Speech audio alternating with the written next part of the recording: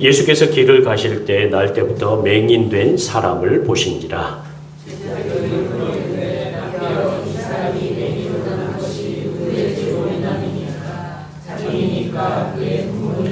예수께서 대답하시되 이 사람이나 그 부모의 죄로 인한 것이 아니라 그에게서 하나님이 하시는 일을 나타내고자 하심이라. 내가 아직 아침에 나를 보내신 이의 일을 누가 알아야 하나 여인이 그때는 아무도 일할 수 없는 내가 세상에 있는 동안에는 세상의 빛이로라. 이 말씀을 하시고 땅에 침을 뱉어 지름을 이겨 그의 눈에 마시고 이르시되 실로암 못에 가서 씻으라 하시니 실로암은 번역하면 보냄을 받았다는 뜻이라. 이에 가서 씻고 밝은 눈으로 왔더라. 이웃 사람들과 전에 그가 거기 있는 것을 보았던 사람들이 이르되 이는 앉아서 구걸하던 자가 아니냐. 어떤 사람은 그 사람이라 하며 어떤 사람은 아니라 그와 비슷하다 하거늘 자기 말은 내가 그러하니. 대답하되 예수로 하는 그 사람이 진흙을 일겨 내 눈에 바르고 나더러 실로암에 가서 씻으라 하기에 가서 씻었더니 보게 되었노라. 그들이 이르되 그가 어디 있느냐 이르되 알지 못하노라 하니라. 아멘. 우리 사랑하는 성도님들, 주의 은혜와 사랑이 우리 사랑하는 성도님들의 삶 가운데 풍성하게 날마다 임하시기를 간절히 축원합니다. 오늘 말씀은 한 사람의 선천적인 장애에 대한 인간의 본능적인 질문으로 시작합니다. 이 질문은 제자들의 질문일 뿐만 아니라 우리의 질문이기도 합니다. 사람은 어떤 사람의 문제를 보면 원인을 찾습니다. 저 사람이 지금 저렇게 안 좋아졌는데 저 사람이 저렇게 안 좋아지게 된 원인이 무엇인가? 저 사람이 잘 되면 저 사람이 저렇게 잘 된 이유는 무엇인가? 그걸 알아야만 우리의 마음이 어떻습니까? 편해지죠. 편해져요. 편안해져요. 예.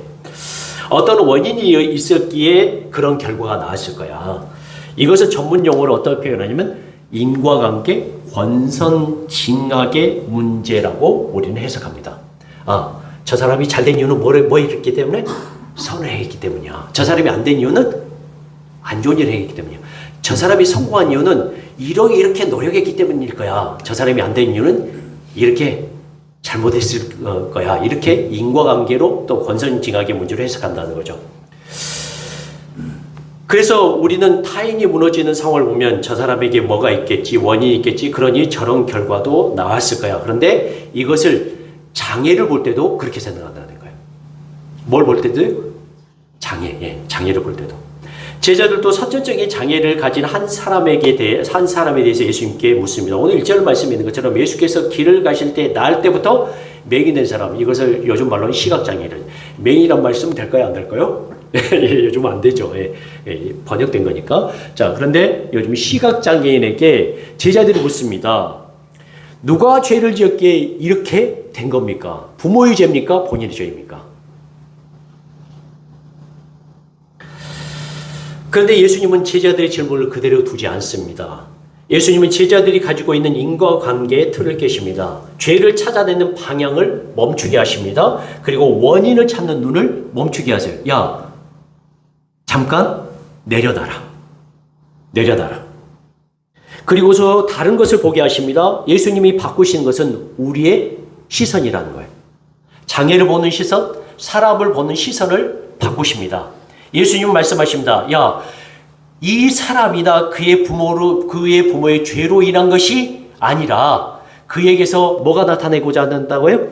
하나님이 하신 일을 나타내고자 하기 때문이다 라고 말씀합니다. 이 말은 장애인에 대한 관점만 바꾸는 게 아닙니다. 사람을 보는 방식 자체를 바꾸는 말입니다. 우리가 타인을 원인으로 재단하는 방식을 흔드시는 말씀입니다. 왜냐하면 우리는 사람을 너무 쉽게 설명해 버립니다. 저 사람은 내가 보기엔 아니야. 저 사람은 그래 괜찮아.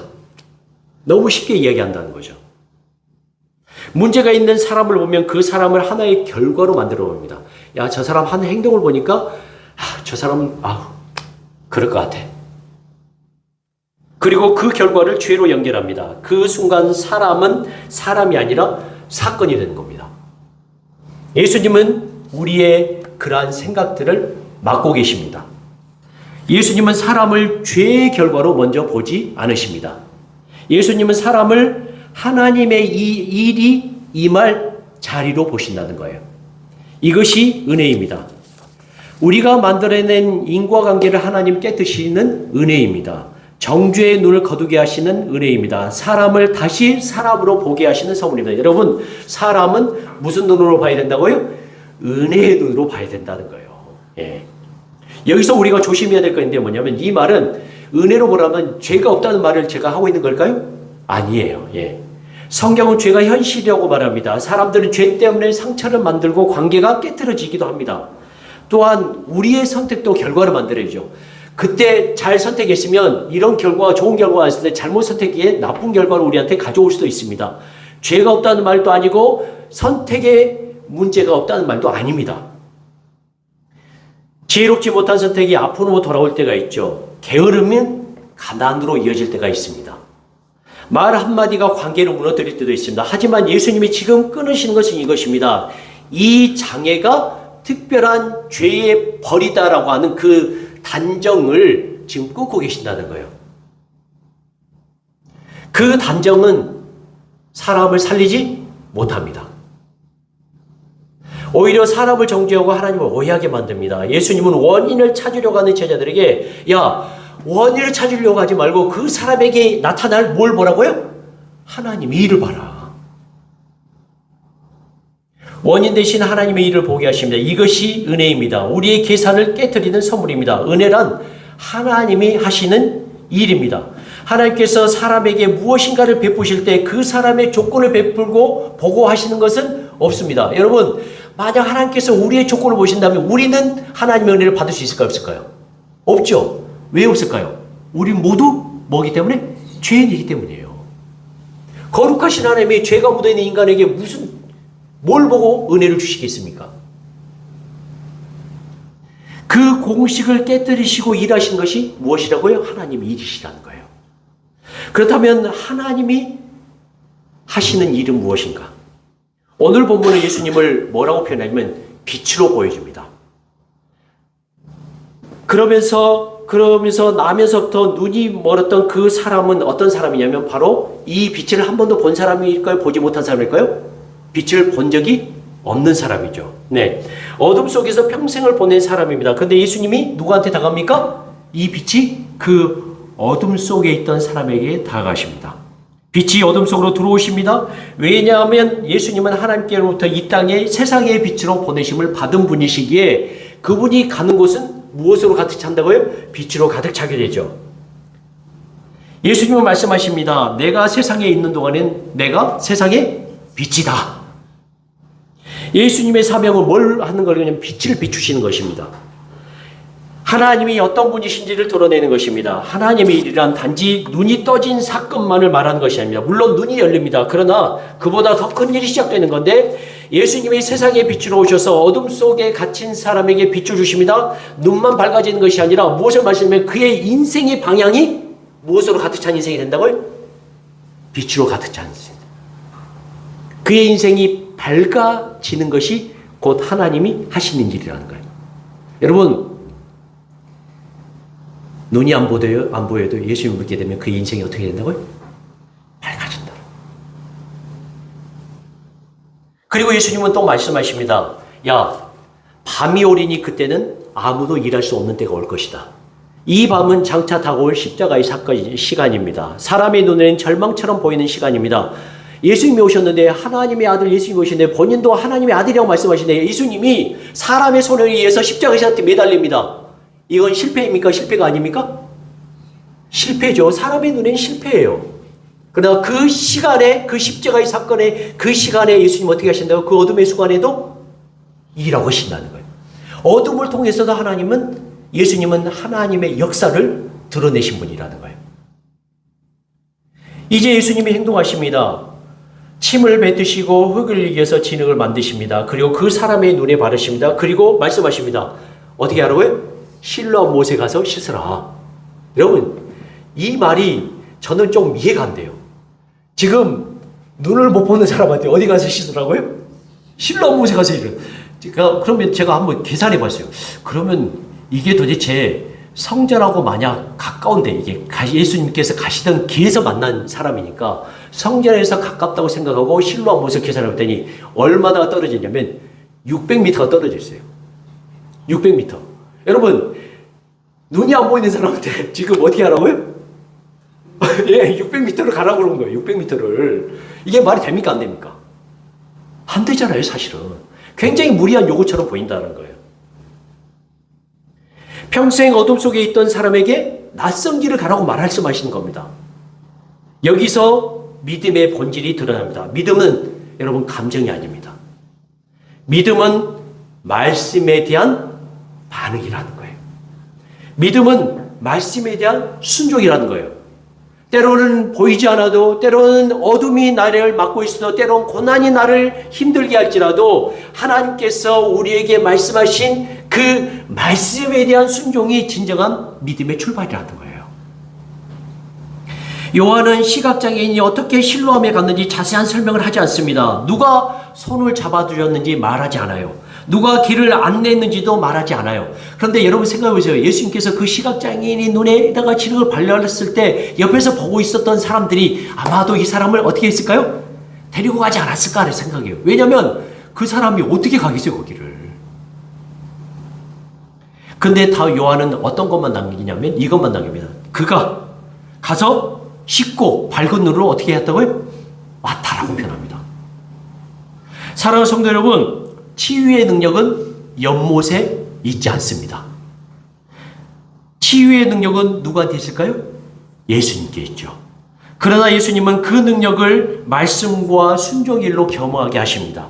실로암은 어떤 뜻입니까? 보냄을 받았다는 뜻이죠. 이 말은 장소를 신비화하라는 뜻이 아닙니다. 요한이 우리에게 보여주고자 하는 핵심은 이것입니다. 하나님께로부터 보냄받으신 분이신 예수님의 말씀을 따라 보냄받은 곳으로 길을 갔을 때 시각장애인이 뭐가 열렸다고요? 눈이 열렸다는 것입니다. 여러분, 우리는 한계 앞에서 멈출 때가 많아요. 무리한 요구를 할 때, 무리한 요구를 우리에게 누군가 할 때마다 저는 못합니다. 저는 안 됩니다. 저는 여기까지입니다. 도대체 뭘 말하시는 겁니까? 그런데 주님은 우리가 어려움 앞에 서 있을 때 우리에게 한 걸음을 요구하십니다. 예수님께서 시각장애인에게 하나님의 은혜를 주십니다. 예수님께서 그에게 관심을 가지시고 흙을 지니기 위해서 그의 눈에 바를 때 이미 재창조의 역사는 그 사람에게 이미 어떻게 했을까요? 임했습니다. 그러나 오늘 본문의 예수님의 은혜는 시각장애인의 순종으로 열매를 맺습니다. 순종은 우리의 결단으로 나타납니다. 그 균형을 놓치면 신앙은 잘하지 못합니다. 하나님이 다 하실 거야만 남으면 우리는 배움과 순종을 잃어버립니다. 가끔 그런 예를 많은데 한 사람이 하나님 저 복권에 당첨되게 해주십시오. 10억만 도 어떻게 안 되겠습니까? 복권에 좀 당첨되게 해주세요. 그랬더니 하나님이 하신 이야기가 있습니다. 야 이놈아, 복권을 사야지. 복권도 안 사면서 복권에 당첨되려면 어떻게 하느냐. 이렇게 말씀을. 이건 우리의 믿음의 정의에 오자면 이런 말입니다. 시각장애인이 이미 하나님께서 예수님께서 진흙을 위해서 눈에 발랐을 때 그에게 재창조는 이미 임했을 겁니다. 그러나 예수님께서 뭘 말합니까? 하나님의 은혜는 너의 순종을 통해서 이루어진다라고 말씀하고 있는 것입니다. 우리가 말씀에 순종할 때 하나님의 복이 임합니다. 여러분, 하나님의 나라는 하나님의 통치가 임합니다. 그 하나님의 통치가 어떻게 임할까요? 우리의 순종을 통해서 하나님의 복이 우리에게 임한다라고 제가 계속 말씀드렸습니다.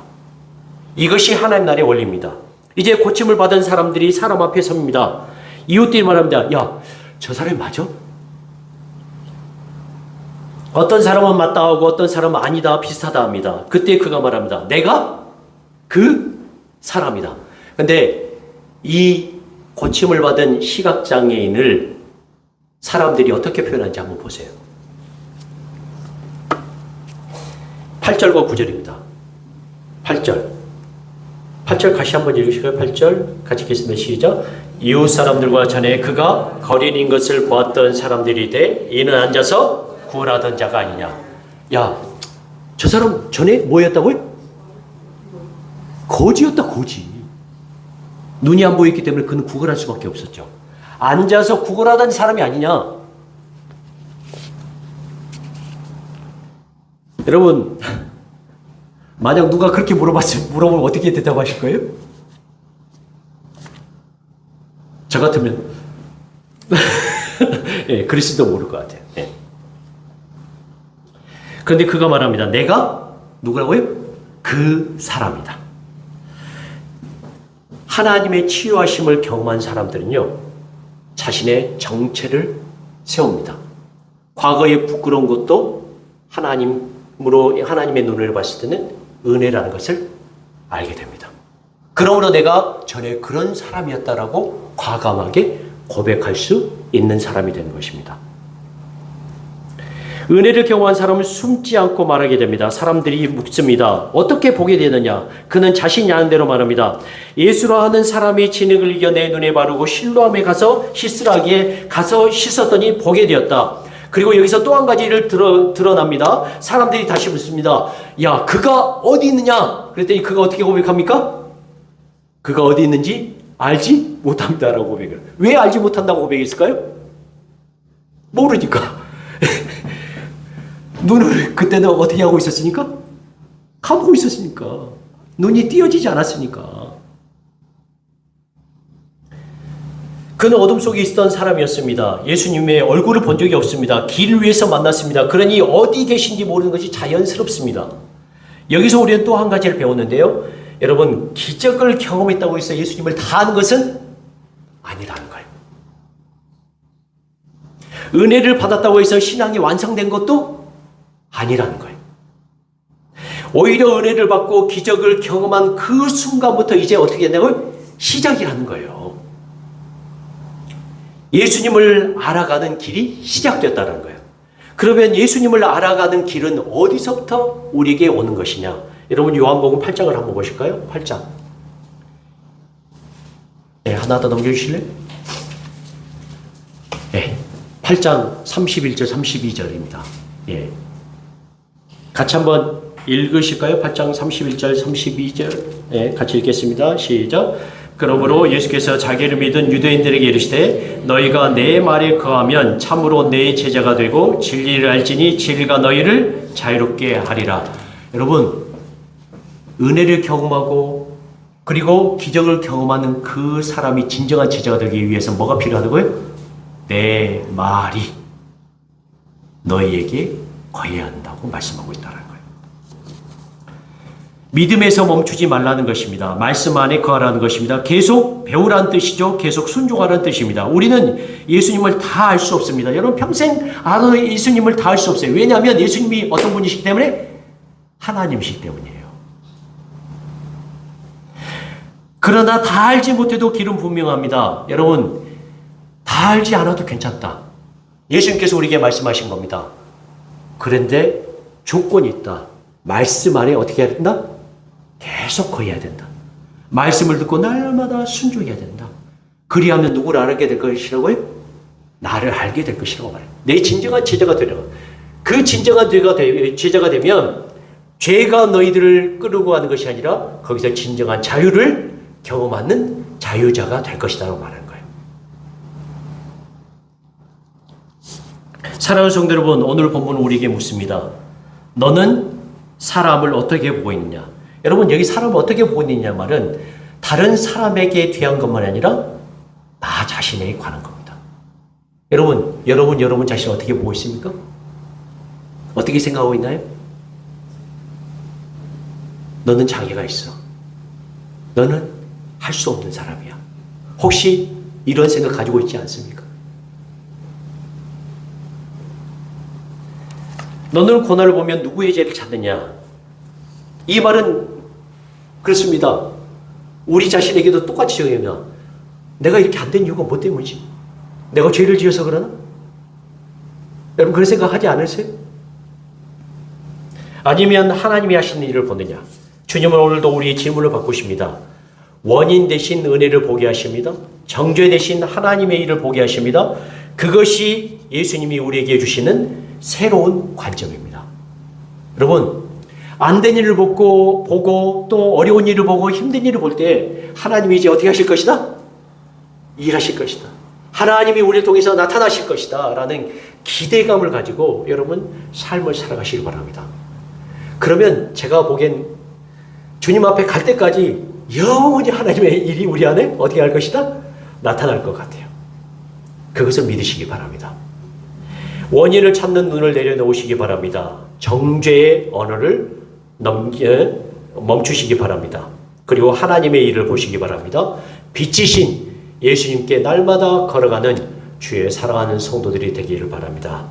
그 길에서 하나님이 일하심을 경험하기를 소원합니다. 오늘도 우리에게 그 길 가운데 설 때 하나님께서 우리에게 주신 그 진정한 자유와 은혜를 맛보시는 주의 사랑하는 성도님들 되시길 주님의 이름으로 간절히 축원합니다. 아멘. 우리 시간